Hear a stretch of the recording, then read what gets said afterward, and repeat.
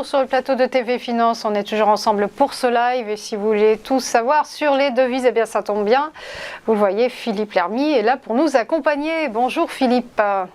Bonjour Roselyne. Vous êtes trader, formateur et ancien chef trader d'une banque centrale.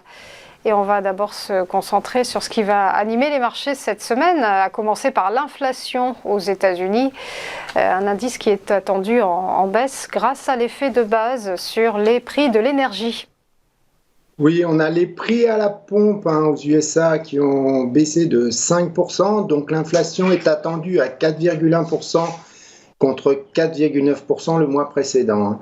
Mais on regardera donc surtout si les services, donc hors loyer, continuent de baisser, car ce sera une bonne surprise pour la Fed. Et c'est la courbe qu'on voit en vert donc sur le graphe. Par contre, les loyers devraient à nouveau remonter de plus 0,5%, comme l'indique l'indice Zillow sur les locations. Donc c'est le graphe, c'est la courbe en bleu sur le graphe. En fait, il y a toujours un effet retard sur le prix des loyers et il faut plutôt s'attendre à les voir baisser à la fin de l'année seulement, quoi. Alors ce chiffre d'inflation va être d'autant plus important qu'il va sortir juste avant la décision de politique monétaire de la Fed, pendant leur première journée de réunion. Et on a vu l'année dernière que la Fed peut changer radicalement au dernier moment, elle l'a fait. C'est ce qu'ont en tête les traders. Mais attention au mouvement de marché suite à ce chiffre, car hormis une inflation extrême, je ne pense pas que la Fed changera de décision au dernier moment ce coup-ci. Alors, c'est quand même pas ce que pense la banque américaine Citigroup, qui elle n'écarte pas une hausse de 25 points de base de la Fed dès mercredi si l'inflation hors alimentation et énergie sort à au moins plus 0,37% sur le mois.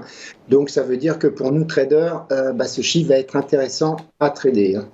Alors justement, donc cette réunion de la Fed, elle intervient, si je ne m'abuse, demain et après-demain, et certains évoquent plutôt une pause dans le cycle de hausse des taux directeurs. Oui, c'est l'anticipation des marchés, elle est même largement attendue, cette pause. Alors je vous rappelle que Powell avait annoncé mi-mai, avec les hausses de taux précédentes, nous pouvons nous permettre d'examiner les chiffres à venir et l'évolution des perspectives pour procéder à des évaluations minutieuses. À l'inverse, on a eu M. Jefferson, qui sera bientôt le vice-président de la Fed, qui nous a prévenu en déclarant une décision de maintenir nos taux directeurs inchangés lors d'une prochaine réunion ne doit pas être interprétée comme signifiant que nous avons atteint le taux terminal pour ce cycle. Donc pour les marchés, il reste encore un certain doute, parce que si on détaille bien ce qu'a dit M. Jefferson, il a indiqué lors d'une prochaine réunion et non pas lors de la prochaine réunion. Donc on ne sait pas, selon lui, quand interviendra la pause. Enfin, ne pas oublier que la Fed va aussi réviser ses prévisions économiques et que l'on est dans un contexte plus favorable que la réunion de mars dernier. On a les faillites de certaines banques régionales américaines qui se sont relativement dissipées. On a le problème du plafond de la dette qui a été donc résolu temporairement pour 2 ans. On va enchaîner avec la réunion de la Banque Centrale Européenne. Et là, le marché attend une hausse de 25 points de base, sans surprise, un statu quo dans la hausse. Oui, alors la BCE a augmenté ses taux directeurs au total de 375 points de base depuis le début de l'année et devrait continuer lors de ce meeting.